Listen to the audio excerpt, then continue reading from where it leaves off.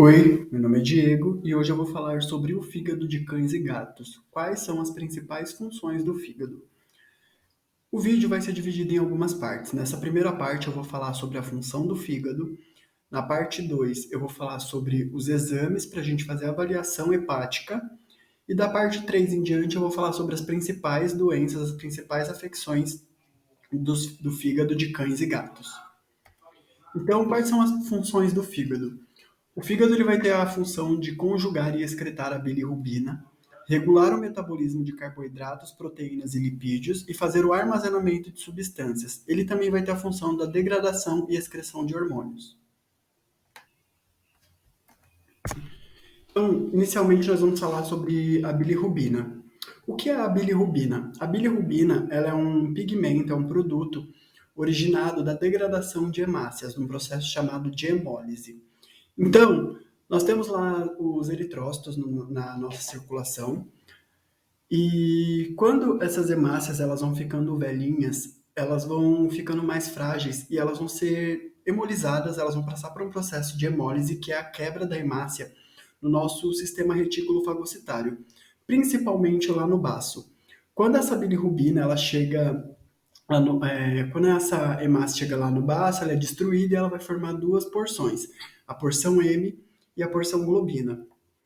A porção M é o que vai dar origem à bilirrubina. Então, a porção M vai ser transformada em biliverdina e essa biliverdina vai ser transformada em bilirrubina não conjugada. Por que não conjugada? A bilirrubina não conjugada é uma bilirrubina não hidrossolúvel. Então, ela não tem capacidade de ser transportada pela circulação sanguínea. Para que ela consiga ser transportada na circulação, ela precisa se juntar à albumina. E para que ela se junta na albumina? Para que ela consiga ser transportada através da circulação sanguínea e seja excretada do organismo, ou pelo rim ou lá pelo fígado. Quando essa bilirrubina chega no rim, nos gatos, os gatos eles não possuem a capacidade de conjugar bilirrubina lá no rim. Então, ela não pode ser excretada através da urina, porque ela não tem a capacidade de atravessar a barreira glomerular no rim de gatos. Já os cães, eles possuem uma capacidade pequena, mas possuem a capacidade de conjugar a bilirrubina no rim. Então, a bilirrubina pode ser encontrada em pequenas quantidades na urina de cães, na de gatos não. A principal via de eliminação da bilirrubina é o intestino, e para que ela chegue lá no intestino, ela vai precisar ser convertida lá no fígado. Então, a bilirrubina lá na circulação se junta à albumina, vai para a circulação sanguínea. Quando ela chega lá no fígado, ela vai ser separada da albumina e os hepatócitos vão pegar a bilirrubina não conjugada e vão transformá-las em bilirrubina conjugada. A bilirrubina conjugada, ela vai ser encaminhada ali pelos canalículos biliares para ser excretada na bile. Ela não volta para a circulação, ela é encaminhada pelos canalículos biliares, vai parar lá na vesícula biliar e junto com a bile ela vai ser excretada lá no intestino dos animais. Então, essa bilirrubina, por mais que ela já esteja conjugada e ela tenha a capacidade de atravessar a barreira glomerular para ser encontrada na urina tanto de cães quanto de gatos, ela não vai voltar para a circulação e logo ela não deve ser encontrada na urina de gatos.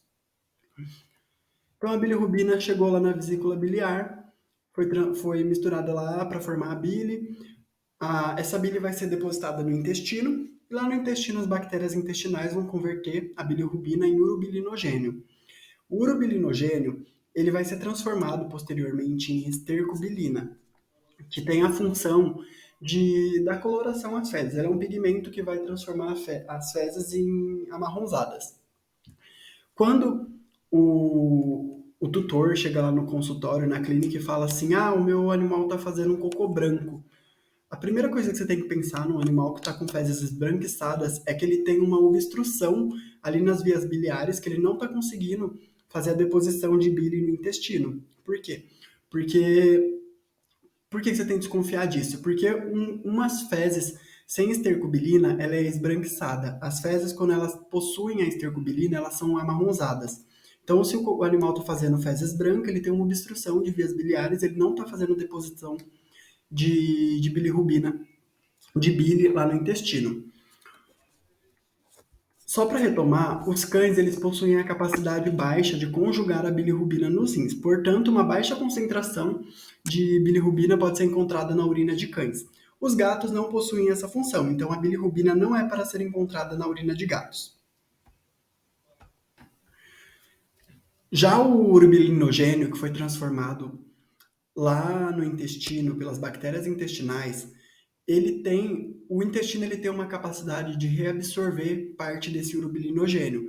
Então ele reabsorve o urobilinogênio é hidrossolúvel, ele vai ganhar circulação sanguínea novamente através dessa absorção, e aí sim o urobilinogênio pode ser excretado tanto na urina de cães quanto na de gatos. É comum encontrar urobilinogênio na urina dos dois.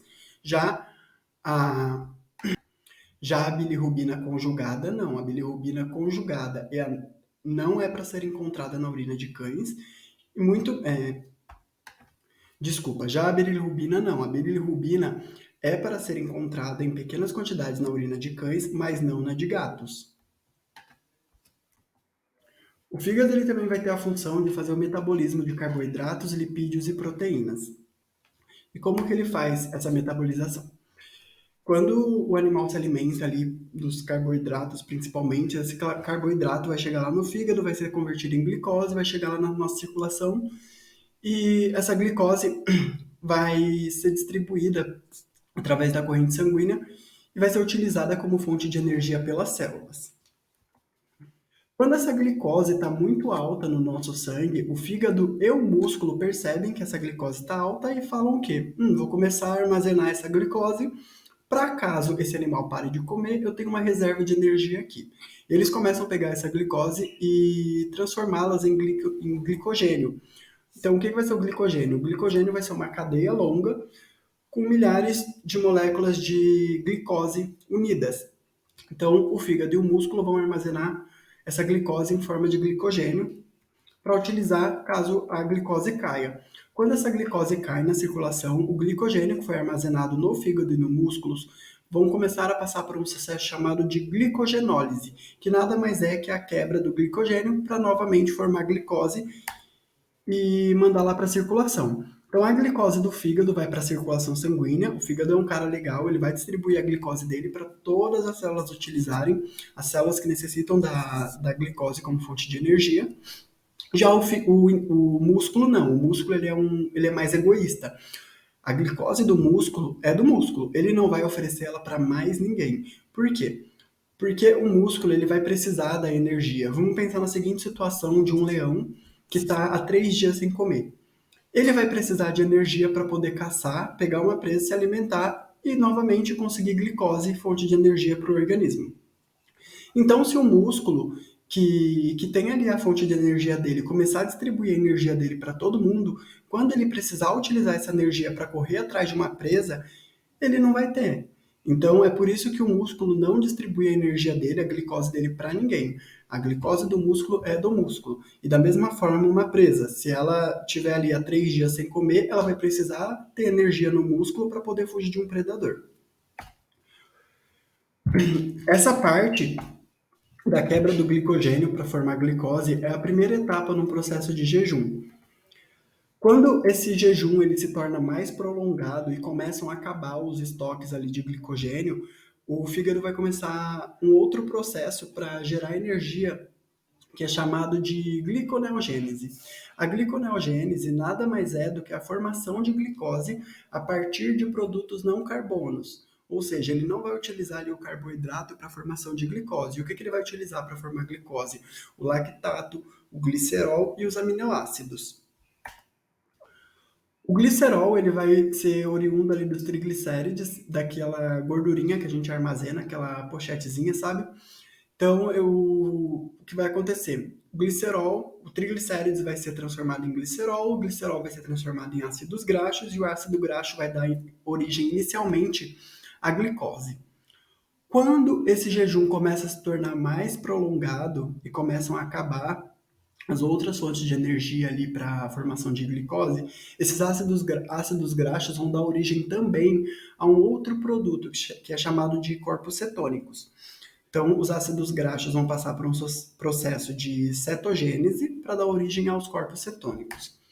Os corpos cetônicos, eles vão ser utilizados como fonte de energia, mas eles vão ser utilizados principalmente pelo cérebro. Quando eu for falar sobre pâncreas, sobre diabetes, eu vou falar um pouco mais sobre cetoacidose, vou falar sobre cetoacidose diabética também, e aí eu vou falar um pouco mais sobre os corpos cetônicos, mas basicamente a origem dos corpos cetônicos é esse: diminuiu a glicose na circulação, começou a faltar energia, ou no caso de diabetes, acabou o estímulo ali para o fígado trabalhar, começam a acumular corpos cetônicos no organismo, mas isso eu vou falar quando eu for falar de pâncreas. O fígado vai ter a função também da produção de ureia a partir da amônia. Então, quando o animal se alimenta, ele principalmente através da alimentação, ele começa a se alimentar de muita proteína ou de quantidades baixas, né, que é a função do fígado. O fígado começa a pegar a amônia que está ali na proteína e produzir ureia, através do ciclo da ureia. E por que ele faz isso? A amônia, ela é muito tóxica para o nosso organismo. A ureia também é tóxica, mas não tanto igual a amônia. Então o fígado vai pegar essa amônia, transformar em ureia para que ela seja excretada lá principalmente pelos rins. Motivo pelo qual a ureia é utilizada como marcador de injúria renal. Mas a gente tem que pensar também que, como a ureia é produzida lá no fígado, qualquer alteração nos valores, nos níveis de ureia na circulação, podem ser oriundo lá do fígado e não de uma insuficiência renal, por exemplo. O fígado vai ter a função também da síntese de proteínas plasmáticas, principalmente a albumina. A albumina, como nós vimos, ela é responsável lá por transportar a bilirrubina não conjugada, servir como um Uber para a bilirrubina não conjugada através da circulação sanguínea para que ela chegue lá no fígado, seja transformada e excretada. Mas ele vai ter outras funções, como por exemplo o transporte de hormônios. A albumina também vai ter a função de regular a quantidade de água entre o tecido e o sangue, principalmente quando ocorrem as trocas gasosas, porque a célula abre e fecha ali para fazer as trocas gasosas com as hemácias. E quando esse processo acontece de abre e fecha assim, né? É, a albumina que está presente na circulação, ela vai ser responsável por segurar, por reter a água ali na circulação. Se eu não tenho albumina, o que acontece? Essa água extravasa para dentro das células. E aí é um animal que vai aparecer para a gente, por exemplo, com uma ascite. Então a albumina ela vai ter a função de regular a quantidade de água dentro dos tecidos e do sangue.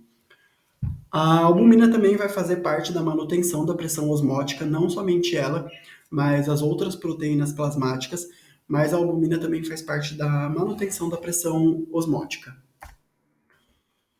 O fígado também vai ter a função ali de armazenamento. Armazenamento do quê? A gente viu que o fígado vai armazenar glicose no formato de glicogênio, mas ele também tem a função de armazenar ferro, vitamina A, vitamina B e vitamina D. O fígado ele também vai ser responsável ali pela degradação e excreção de hormônios, principalmente ali os hormônios esteroides. E por que ele faz isso? Ele vai pegar esses hormônios, vai degradar eles para que eles se tornem hidrossolúveis e possam ser excretados através da urina ou da vesícula biliar ali. O fígado vai ser responsável também pela síntese de fatores de coagulação. Isso é muito importante. Para quem já estudou a cascata da coagulação, vai saber um pouco mais sobre o que eu estou falando, mas eu vou resumir. Os fatores de coagulação vão servir para quê? Para que a gente não sangre até morrer. Quando o animal tem um processo hemorrágico, que ele tem um rompimento de um vaso, os fatores de coagulação vão servir para estancar aquele vaso, para que ele pare de sangrar.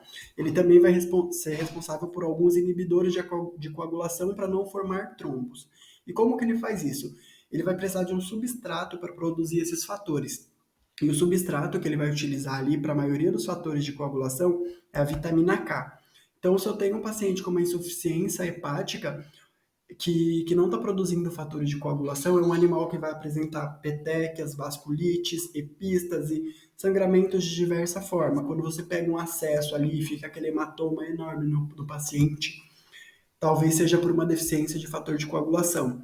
Se o animal não está se alimentando bem de vitamina K, eu vou falar mais para frente sobre o metabolismo da vitamina K, mas se ele não recebe, por exemplo, uma dieta que tenha vitamina K para ele fazer a síntese desses fatores de coagulação, ele logo ele não vai ter a produção dos fatores de coagulação. O problema é no fígado? Não, o problema é que ele não está recebendo o substrato para a produção de fatores de coagulação.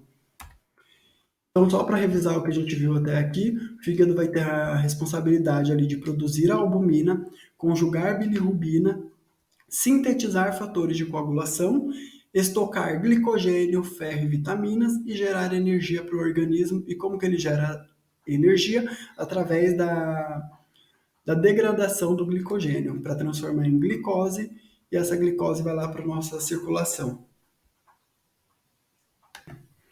Agora, na parte 2 da aula, eu vou falar sobre os exames. Quais são os exames que nós temos que solicitar para avaliar se o fígado está bem ou não?